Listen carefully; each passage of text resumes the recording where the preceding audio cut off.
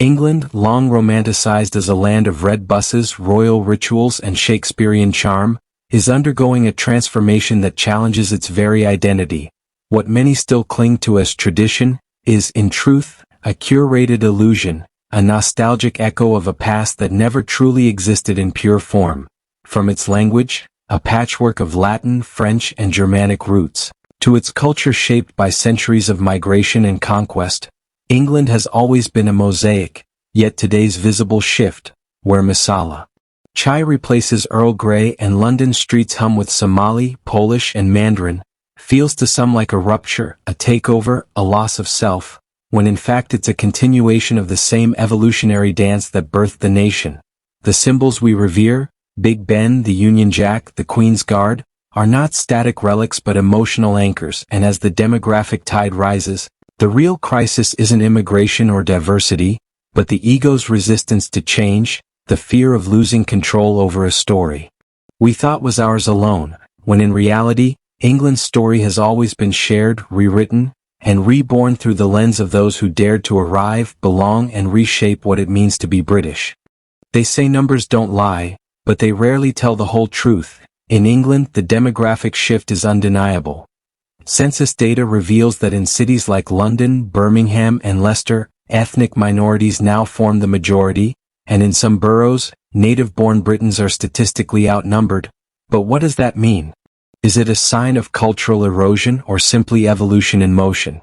The headlines scream takeover, but the numbers whisper something more nuanced.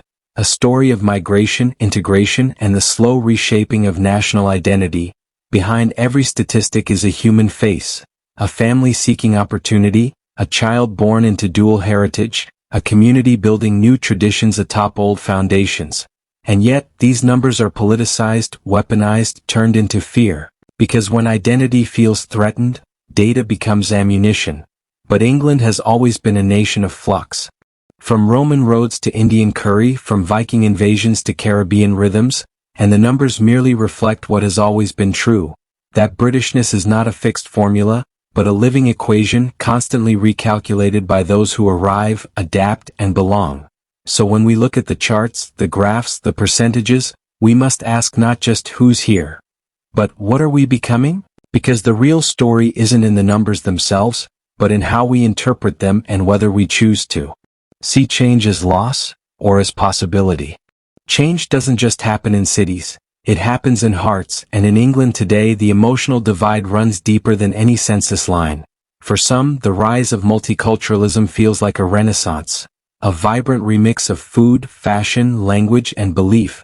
But for others, it feels like erasure, a slow fading of the familiar into something unrecognizable, and this tension isn't just political, it's existential. When someone says England isn't England anymore, they're not just reacting to demographics. They're grieving a story they thought was theirs, a sense of place that once felt stable, now slipping into ambiguity. Psychologists call this identity threat, a moment when the symbols we rely on, our flag, our accent, our rituals, no longer reflect the world around us, and the ego panics, searching for control. This is why debates about immigration or diversity often spiral into rage, because beneath the surface lies fear, not of others but of losing oneself. And yet, this emotional divide is also a mirror. It shows us who we are, what we cling to, and what we're willing to let go of in order to grow. England today is not just a nation in flux. It's a psyche in transition, torn between nostalgia and possibility, between the comfort of sameness and the beauty of becoming. In today's England, the media doesn't just report change, it scripts it, casting immigrants as invaders, diversity as dilution, and transformation as tragedy. Headlines scream Britain under siege, while algorithms feed outrage, not nuance, turning complex realities into clickbait battles of us versus them. But beneath the noise lies a deeper truth. The media isn't just informing, it's myth-making, resurrecting a golden age that never existed and painting modern multiculturalism as a threat to that imagined past. This myth is seductive because it offers clarity in chaos, identity in uncertainty, and a villain to blame. But it's also dangerous, because it blinds us to the beauty of evolution and the possibility of coexistence. Like ancient storytellers around a fire, Today's broadcasters shape the collective psyche, and when they choose fear over facts, they don't just distort reality, they fracture society. England's transformation isn't a crisis, it's a narrative battleground where the loudest voices often drown out the quiet truths, and where the real question isn't what's happening, but who's telling the story and why? Belonging is not a passport stamp or a postcode, it's a feeling, a story, a mirror held up to the soul, and in England today that mirror is cracked. As the nation grapples with its shifting identity, the question isn't just, who's British? But what is Britishness? And philosophers like Nietzsche remind us that identity is not a fixed truth but a fluid interpretation, a mask we wear to feel safe in a chaotic world. Jung would say the collective unconscious is stirring, that ancient archetypes of homeland and tribe are clashing with modern realities of migration and hybridity. And in this clash, many feel lost, not because they lack roots but because the soil itself is changing. Belonging, then, becomes a negotiation between memory and possibility, between the comfort of sameness and the courage to embrace difference. It's not about bloodlines or birthplace, it's about resonance, about whether the rhythms of a place echo in your bones. And as England evolves, the challenge is not to preserve a static identity, but to expand the definition of home, to allow new voices, new rituals, new dreams to shape the national psyche, because in the end, belonging isn't about fitting into a mold, it's about finding meaning in the mosaic.